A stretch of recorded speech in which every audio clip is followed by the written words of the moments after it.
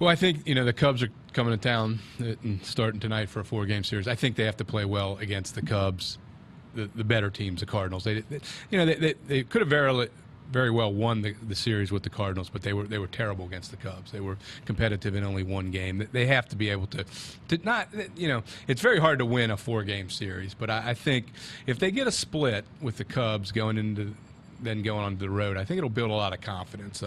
It's going to be tough because they got Arrieta tonight, and he hasn't lost a game since last year. So it's tough, but I think they have to play better against the better teams. The Rockies came in pretty hot, but no one expects the Rockies to do much. So I think that's important that they play better against the better teams. John, you sank my battleship. I was pretty much going to go for that point as well, but I'll piggyback off that as well, because the Cubs, they're already 4 games up in this division. So if they are able to eke out a split that at least, obviously the division won't be won or lost this weekend against the Cubs, but if they're able to eke out a split that at least keeps them within range, and they can at least see what happens as this summer kind of approaches really quickly. It's already almost May, guys. Can you believe it?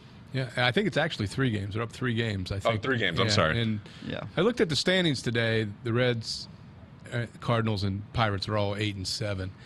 And I think right now there's only the division leaders in the other divisions have a winning record in the National League, but no one else does, maybe one other team. So, things are pretty even right now. The Cubs have obviously played great, but they're only up 3 games. Yeah, right now, looking way down the road, the Reds, Cardinals, and Rockies are all tied for first in the wild card. Oh wow, we're already looking at the wild card stand. 2 of those 3 make it. I was looking at it second game.